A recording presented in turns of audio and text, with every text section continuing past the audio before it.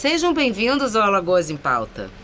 No último dia 6 de agosto, o youtuber Felipe Bressanin Pereira, conhecido como Felca, publicou um vídeo em que faz denúncias sobre a exploração de menores de idade na criação de conteúdos para a internet. Felca relaciona o tema da adultização ao contexto da pedofilia, apontando que a manipulação de algoritmos nas redes sociais favorece a exposição e exploração de crianças, tornando-as alvos mais vulneráveis para criminosos. A Polícia Federal prendeu só esse ano quase 200 pessoas em flagrante por armazenar, compartilhar ou vender pela internet material contendo abuso sexual de menores. Uma das denúncias de Felca é contra o influenciador paraibano Ítalo Santos, que mantinha em sua casa crianças em situação de erotização e adultização e já teve a sua conta no Instagram desativada. O vídeo de Felca com as denúncias já conta com mais de 30 milhões de visualizações. Para falar sobre esse assunto tão urgente, necessário e atual, vamos receber aqui nos nossos estúdios a deputada estadual Cibele Moura, do MDB, que tem um projeto de lei na Assembleia Legislativa de Alagoas sobre o assunto e usou as suas redes sociais para alertar pais e responsáveis sobre a vulnerabilidade de crianças nas plataformas digitais. Deputada, que honra e que prazer tê-la aqui conosco essa semana. Olha, o prazer e a honra é toda minha. Vai ser, não tenho dúvida, uma conversa muito propositiva, como tem que ser para Alagoas, para que a gente possa discutir de uma vez por todas quais são os caminhos que a gente tem para proteger as crianças de Alagoas. Exatamente. Deputada, no seu vídeo, a senhora diz que apresentou na Assembleia Legislativa um projeto de lei que proíbe o uso de recursos públicos estaduais para financiar produtos, serviços, eventos, programas e ações que exponham crianças a conteúdos que promovam a erotização precoce e a sexualização. O que o seu projeto prevê na prática? Olha, a gente vem acompanhando, com o vídeo do Felca, claro, mas há alguns anos já, a infelicidade de que acontece, infelizmente, em algumas escolas e universidades, de conteúdos sexualizados demais para aquelas faixas etárias. Existe um vídeo muito conhecido na internet que colocaram o cavalinho, o burrinho. Cavalinho, E aí exporam crianças muito jovens a um conteúdo de sexualização. Note que eu estou falando sexualização e não educação sexual. Isso. A gente, quando fala sexualização, está falando de tudo aquilo que é inapropriado para a idade daquelas crianças e daqueles adolescentes. Então a gente está proibindo que o governo do estado de Alagoas possa utilizar, por qualquer meio, recursos públicos para promover sexualização dentro de espaços que são destinados a crianças e adolescentes. Basicamente é o seguinte: quem quiser consumir conteúdo sexual, seja ele da forma que quiser, terá que pagar do seu próprio bolso e não do bolso do contribuinte. Claro. Dinheiro público, dinheiro do imposto do alagoano não pode ser usado e não será usado quando a gente aprovar essa lei dentro de escolas públicas, dentro de universidades estaduais, de uma maneira inapropriada. Então a gente decidiu fazer esse projeto, eu fiz esse projeto junto com a minha equipe, entendendo que é importante a gente proteger nossas crianças dentro das salas de aula. E eu não tenho dúvida que toda a comunidade escolar apoia esse projeto. A gente defende as crianças, protege as crianças, não expondo elas a conteúdos que não são para a idade delas. Exatamente. E isso já foi posto em votação, será posto. A senhora acredita que agora, por conta de todo esse problema, né, que foi exposto pelo Felca, que não é nenhuma novidade, que isso já está aí há anos e anos e as pessoas fingem que não veem, a senhora acredita que agora a Assembleia tenha mais urgência em votar o seu projeto? Olha, não é nenhuma novidade, concordo com você. A gente já vem acompanhando isso. E quando eu digo a gente, me refiro a toda a sociedade, quem nos assiste também.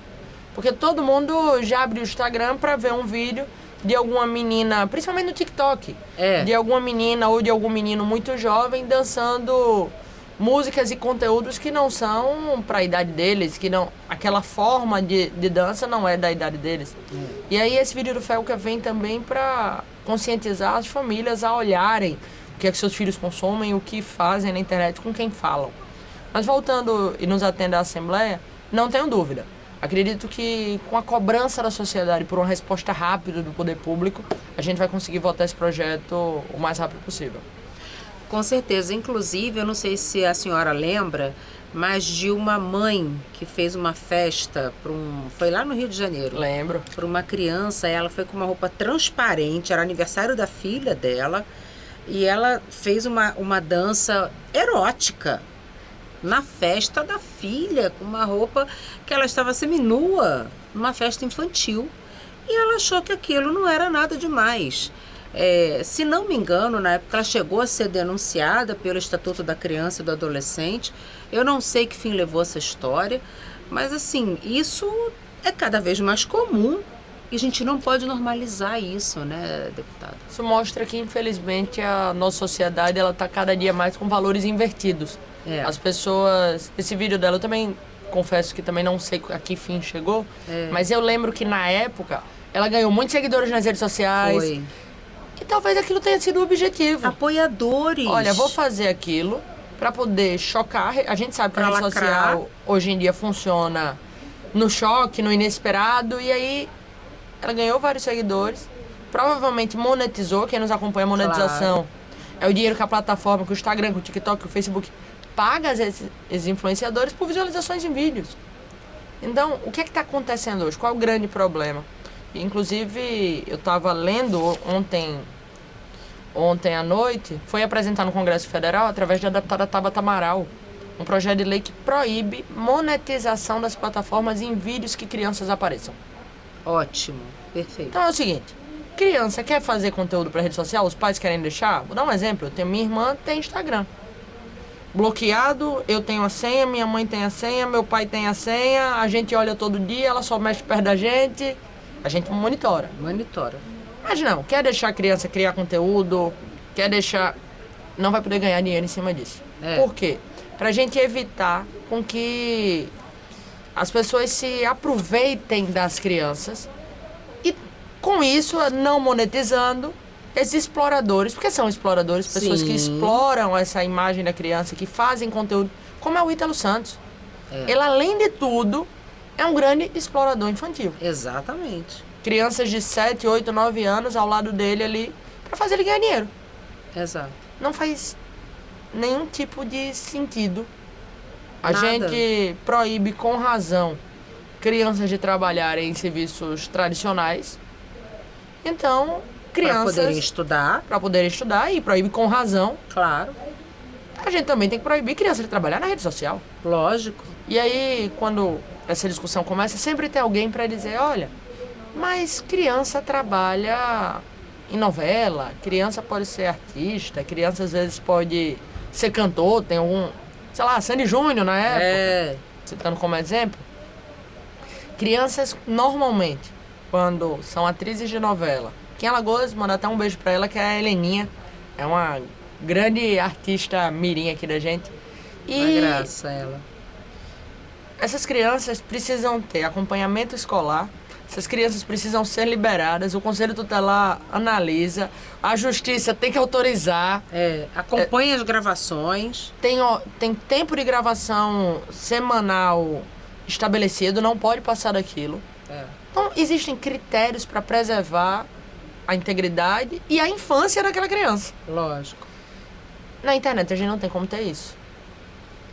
Infelizmente. Infelizmente não tem como, porque os pais que deveriam ter o cuidado, que é o dever de cuidar, que esses pais não cumprem, eles que deveriam estar preocupados. Quanto tempo isso vai levar da vida do meu filho? Ele vai deixar de frequentar a escola por isso? Ele vai deixar de estudar para a prova por causa disso? O pai e a mãe é que deveriam ter esse cuidado com o próprio filho. Acontece que a ganância pelo dinheiro fácil, que a internet proporciona cega os pais a tal ponto que eles não consideram isso mais importante e não cumprem com o dever de cuidar. E a gente tem outro problema. O que é que de autoestima isso não irá interferir na vida dessas crianças? Nossa. Visto que a gente tem uma rede social hoje muito dura, com críticas muito duras, que passam do tom da crítica. A gente vê a palavra que se popularizou, que é o hater. E as pessoas, tem um hater, é uma besteira. Não é. Não. Tem pessoas que têm o seu psicológico completamente atingido, influenciadores adultos, inclusive, que anunciam, é só acompanhar as redes, que a gente vê quase que diariamente algum influenciador grande dizendo que vai dar uma fachada nas redes sociais porque precisa fazer um tratamento psicológico, porque está precisando de um respiro. Imagine isso na cabeça de uma criança de 8, 9 anos, durante 10 anos, até a fase adulta dela, recebendo críticas, recebendo... Uma criança de 10 anos, se chegar no colégio e alguém disser que o cabelo dela tá feio, ela vai chorar. Vai. E não vai querer voltar no dia seguinte. E faz parte da vida ali, ela aprender, o pai e a mãe ensinar, olha, você vai falar isso, você vai fazer isso, você vai dizer pro seu amiguinho que não faça isso, você vai procurar a professora. Só como é que você ensina a criança na internet que ela simplesmente não vale a pena ela responder? Pois que ela não se defenda. Que a Não pessoa vai tem falar essa aquilo e ela só maturidade. aceite. Isso não é só para criança não, Cibele. Adultos não sabem lidar com isso. Não sabem lidar com críticas, assim. E isso, assim, varia de pessoa para pessoa.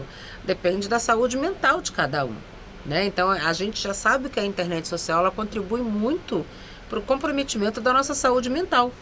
E, obviamente, isso se estende até as crianças. Para você ter uma ideia, esse caso do Felca é tão importante, essa denúncia que ele fez, que desde o dia 6, o Disque 100, que é um canal do governo para denúncias de violação dos direitos humanos, já recebeu mais de 1.000 denúncias. Então, até o dia de hoje, estamos no dia 13 de agosto, que é o dia da gravação, já deve ter recebido o dobro disso, né? Cerca de 2.000, 3.000 denúncias. Na sua opinião, por que as pessoas esperam que um caso grave desse venha à tona, seja denunciado, para que elas tomem uma atitude? Por que as pessoas fingem que não veem, não percebem, quer dizer, percebem, sabem? Um abuso dentro de casa, de um vizinho, né, de um parente, até algum coleguinha da escola, para chegar a ponto de denunciar? Olha, eu sempre acreditei nisso, e a sociedade, ela vive como se fosse uma roda gigante. Isso não é um fenômeno novo da rede social. Não. É uma roda gigante. Então, toda vez que um tema sobe, todo mundo olha para o lado para saber o que é que está acontecendo. Inclusive, às vezes, para querer fazer parte da denúncia, para dizer, eu estou agindo também. Isso. Que é importante, continuem denunciando, se vocês sabem, denunciem. Mas a gente não pode ficar, quando a roda baixar, porque esse assunto em algum momento, a vida é assim, algum outro assunto vai subir, esse vai descer. Mas denunciem, continuem falando, é importante. A gente vive num mundo que as crianças, todos os dias que passam, têm menos proteção. Por incrível que pareça, a gente vive um mundo onde a gente poderia estar construindo consensos, um mundo onde a gente podia estar melhorando a assistência, a gente podia estar fazendo tudo, e a gente faz em várias áreas, mas quando a gente vai para a infância, a gente contrapõe com a internet, que infelizmente puxa para trás vários dos nossos ganhos. As crianças hoje são expostas a inúmeras coisas. Antigamente, quando eu era criança, eu ia para casa da minha avó brincar na rua. Eu lembro a minha avó dizia, você só pode falar com quem tá aqui, nessa casa ou nessa. Fora isso, não fale com mais ninguém. Estranho a gente não conversa. E não adianta você dizer pra criança hoje, não fale com estranho. Porque O estranho tá na rede. tá na rede. Eu vou citar um jogo aqui, que pelo menos a minha irmã jogou, e eu vi aqui várias crianças, que é o tal do Roblox. Roblox é um joguinho, são uns bonequinhos, que você fica criando outros joguinhos dentro da plataforma, e você pode conversar com as pessoas dentro daquela plataforma. É um jogo desenvolvido para crianças. A ideia do jogo é interessantíssima. se fosse consumido apenas Por crianças. Mas vários pedófilos se infiltram ali para conversar com as crianças e poder. E aí como é que você diz para sua criança não fale com estranhos? Com estranhos, exatamente. Se o que ela está inserida... O que ela mais faz é falar com estranhos, Ou consumir conteúdos de estranhos. Porque toda criança hoje, ou em maior e menor grau, abre o YouTube hoje para assistir outras crianças brincando. Já deve ter visto esses vídeos. Sim. As crianças gravam vídeos brincando, às vezes muito bem editados, monetizando isso. Para aquelas crianças ali, aquilo não é uma brincadeira, é um trabalho. E é exatamente isso que a gente precisa denunciar. Exato. Mas a criança da gente, em casa, tá assistindo aquilo, como é que ela não fala com estranhos se ela tá brincando com estranhos que ela nunca viu na vida através de uma tela? Exatamente. Olha que contradição, né? Para você colocar na cabeça de uma criança de 5, 6, 7 anos. É muito difícil. Eu estava vendo uma entrevista ontem com uma delegada e ela fez um alerta importante dizendo o seguinte: não poste fotos dos seus filhos em situação comum, né?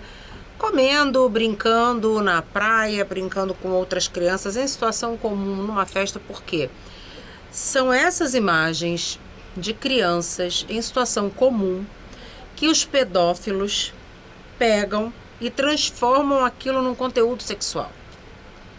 Então, proteja as suas crianças ao máximo da exposição na internet. Elas não têm como se defender e você pode amanhã estar exposto como pai e mãe, vendo o seu filho num conteúdo adulto, num conteúdo de pedofilia, né? Com uma foto que você postou. Então, essa delegada alerta e fala: se você puder não expor seus filhos ao máximo na internet, o faça. Porque quando a Polícia Federal flagrou todos esses conteúdos nos computadores da internet, na maioria as crianças não estavam nuas, as crianças não estavam, né, em nenhum processo de sexualização, elas estavam sendo crianças, vestidas, normais, comendo, brincando. E eles utilizam isso. Então, assim, a sociedade está tão doente, está tão complexo, que você não tem mais a liberdade. Ela falou assim: a internet é a rua. Ela usou esse termo. A internet é a rua. Então, imagina você pegando uma foto da sua filha no balé e mostrando para uma pessoa na rua, fala assim: olha aqui minha filha no balé. Você não sabe o que a pessoa vai pensar quando vê a foto da sua filha no balé. Né? Então a gente precisa realmente discutir isso. Isso é muito importante, é urgente, é necessário. Já em fevereiro, para você ver como esse assunto não é novo, a ONG SaferNet já tinha apontado um aumento de 80% no número de grupos e canais com imagens de abusos e exploração sexual infantil que estavam ativos no Telegram, sem que houvesse qualquer moderação da plataforma. O número de usuários desses canais chegou a 1.400.000 usuários. O governo disse que vai enviar nos próximos dias um PL que prevê a regulação e a punição das Big Techs pela divulgação desses conteúdos, né, que são criminosos, já que os pedófilos conseguem localizar com facilidade menores de idade na internet. Será que dessa vez esse PL das Big Techs, que já está na Câmara há bastante tempo, a senhora acha que finalmente alguém vai dar atenção para isso agora? Olha, essa legislação, como ela não chegou ainda, é difícil da gente dar uma avaliação de se ela será uma legislação positiva ou mais do mesmo, ou apenas vamos mascarar aqui e fingir que a gente está fazendo alguma coisa. Esse é meu medo. Vamos fingir que a gente está fazendo aqui, botar umas matériazinhas na imprensa e ver se a turma compra essa ideia. Vamos apagar esse incêndio aqui agora e pronto. Então, eu tenho receio de comentar projetos antes deles chegarem, por conta disso. Mas, falando de uma maneira geral, e quem nos assiste sabendo que o projeto ainda não chegou, porque quem assistir a gente depois dessa entrevista e o projeto já ter chego,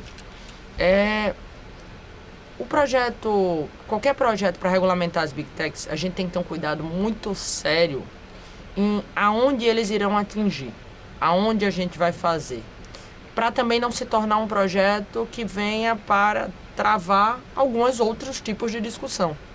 Eu gosto muito da ideia, por exemplo, da proibição da monetização de crianças nas redes. E acho que esse projeto da deputada Tabata Amaral deve ser incluído nesta grande discussão. Claro, sem dúvida. É você desfinanciar quem faz. Claro, porque você perde o estímulo, né? O grande estímulo dessas pessoas é o dinheiro, inclusive dos pais, né? E é aquilo, a plataforma ela terá o direito e o poder de tirar qualquer conteúdo. Tirando esse conteúdo, ela vai tirar por tirar, ou ela tira e avisa ao Ministério Público? Ou o Ministério Público vai comunicar ela toda vez que vê? Como será o caminho? Como é que isso vai ser feito? Porque se for feito mero e simplesmente a plataforma tira, o Ministério Público não é avisado, Justiça não é avisada, o cidadão não pode se defender, aí eu passo a ter medo de uma eventual censura em outros assuntos. Mas de uma maneira geral, se esse conteúdo está lá, é retirado, ao mesmo tempo, tanto quem fez é notificado, dizendo, olha, tu cometeu um crime. E a partir de agora vai se defender, porque eu também já estou avisando ao Ministério Público que ele vai lhe autuar. Exato. Só tirar por tirar, para mim, não é o melhor caminho. Agora a gente precisa trazer o Ministério Público para essa mesa, para dizer, ó, você... Talvez o grande moderador seja o Ministério Público, que é a representação do povo na justiça.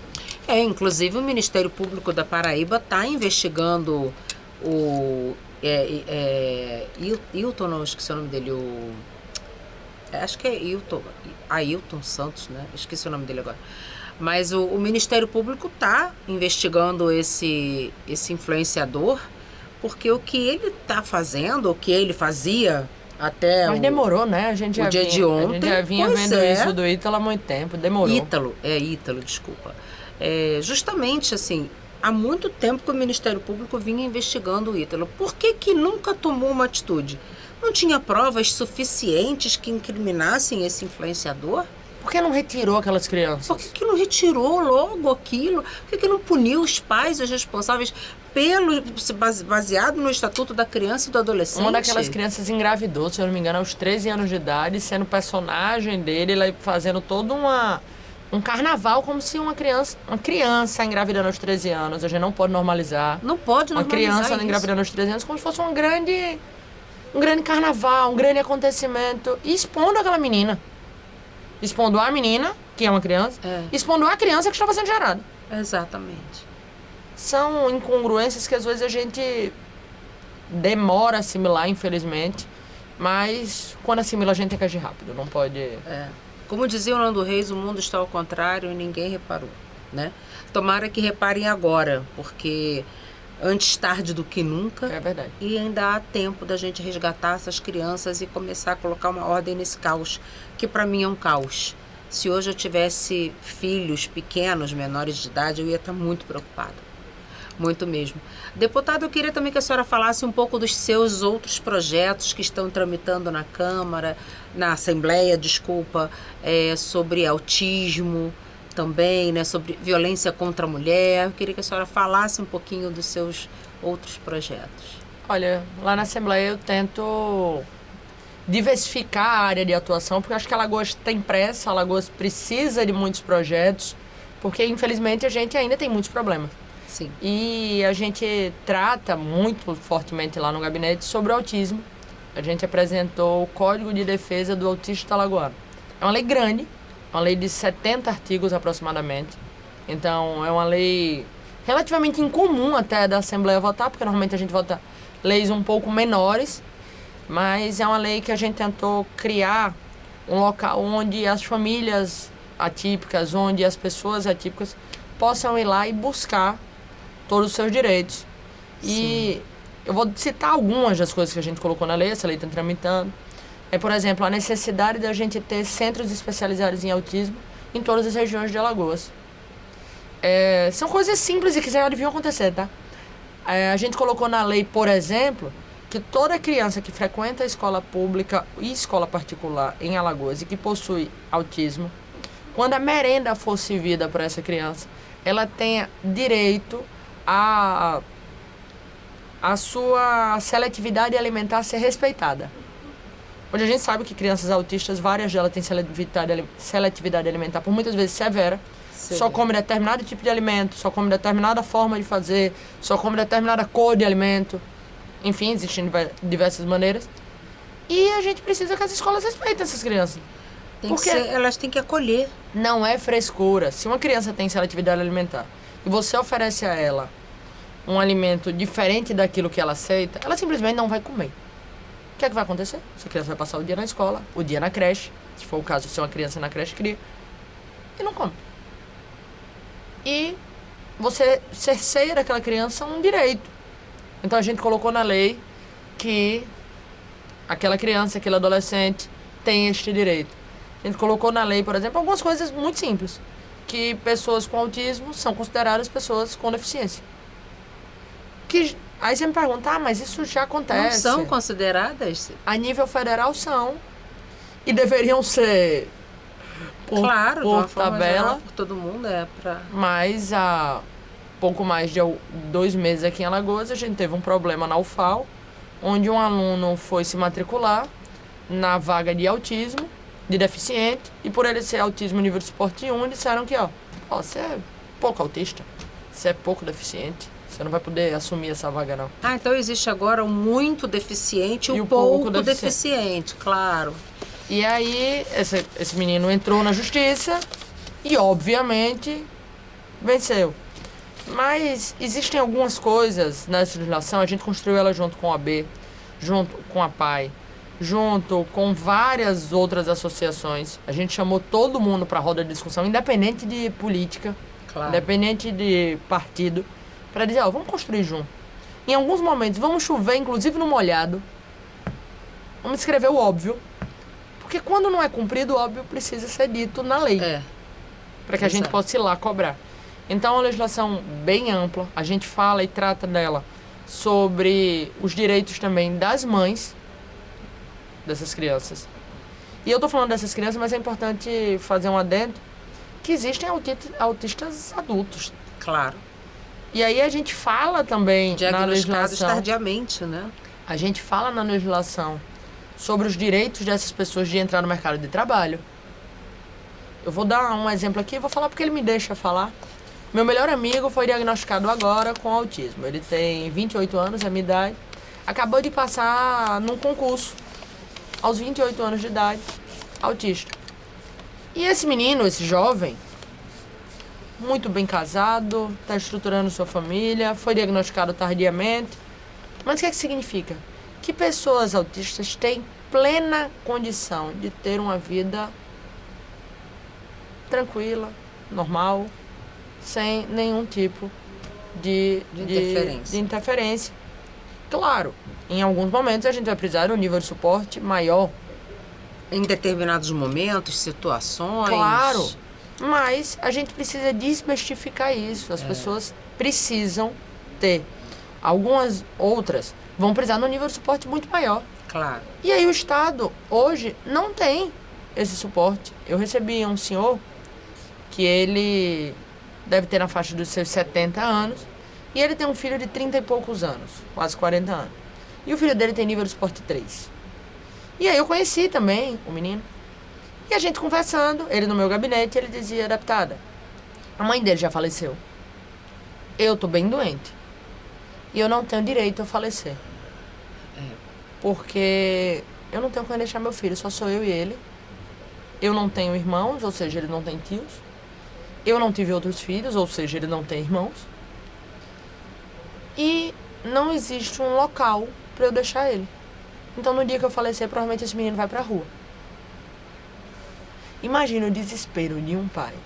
Meu Deus. De não poder descansar. Não poder descansar. Exatamente. Porque, assim, o Estado deveria ser o tutor dessa pessoa. A gente não tem uma casa que acolha. Um centro de acolhimento, né? E é importante a gente falar, autistas adultos existem. Claro. Você sabe uma coisa aqui, porque são crianças, né? E crianças crescem. Então, elas não vão ficar eternamente crianças ali, né? A sensação que eu tenho é que, assim, a sociedade pensa que algo está sendo feito quando uma criança autista, uma família autista tem prioridade numa fila de atendimento, e quando tem uma vaga para estacionar o carro. Fala, nossa, como a nossa sociedade evoluiu com relação aos autistas. Gente, isso é o mínimo do mínimo do mínimo. No mínimo. Do mínimo. A gente hoje, infelizmente, encontra... E eu sempre digo que isso é um problema a nível federal, tá? Não é um problema do interior de Alagoas, não é um problema da Nem capital, só não é um problema do estadual. estado. É um problema federal, é um problema que Não, todos os municípios e estados estão enfrentando. É isso. Eu tô indo a São Paulo, inclusive, semana que vem, para conhecer o Centro de Autismo de São Paulo, que é a grande referência. É muito. Pra gente realmente. poder tentar trazer para cá. Mas a gente tem um grande problema porque a gente não tem diagnóstico. Quando esse diagnóstico é fechado, a gente não tem tratamento. Quando se consegue esse tratamento, não se consegue na carga horária necessária para essa criança. Quando se consegue na carga horária necessária, tem prazo de validade. Até seus 14 anos. Tá, mas... A pessoa, E depois? A pessoa não faz mais... a pessoa vai ser terapia? autista pro resto da vida. A pessoa não faz mais TO, a pessoa não faz mais fono, a pessoa não faz mais musicoterapia, não precisa mais. Acabou por conta da idade, não foi o médico não que disse que não precisava, foi a idade. Não faz sentido. E aí a gente tem um grande problema. As famílias que conseguem pagar isso no privado, o custo é elevadíssimo. É uma parcela assim, 0,00. Não, é só quem é rico. Só consegue pagar quem é rico. Classe média não consegue. Nem a classe média consegue. Não consegue. Um funcionário público tem dificuldade de pagar. Tem. Você imagina, porque uma pessoa com autismo precisa de terapia ocupacional, fono, musicoterapia, quinoterapia, fisioterapia, muitas vezes. Quer dizer, como é que você vai pagar esse conjunto de atividades multidisciplinares, terapias multidisciplinares, com o seu salário? E o autismo, Tem condição. a gente, por muitas vezes, principalmente na internet, as pessoas dizem, olha, agora virou moda ter autismo, agora... Não, agora a gente está conseguindo diagnosticar um pouquinho mais, e ainda falta muito. Quem foi diagnosticado esses dias, eu vi através das redes sociais, foi aquela cantora Raquel dos Teclados. Foi diagnosticada com autismo. E aí ela bota um texto dizendo, olha, eu me descobri. Teve uma polêmica que ela não recebeu bem uma outra cantora, não cheguei nem a ver o vídeo. Mas era uma polêmica nesse sentido, que ela não tinha conseguido fazer uma comunicação ali satisfatória com uma determinada cantora. E aí a internet, você sabe como é, a gente falava pouco, caiu em cima dela, olha, mal educada. Não sei. Aí ela deu uma nota, ela fez, ó, eu naquele momento, eu tava me regulando. A equipe dela, ela foi diagnosticada com autismo, ela tem autismo, então... Compreendam que ela tem uma Entendam limitação. que as pessoas são diferentes. Claro. São diferentes.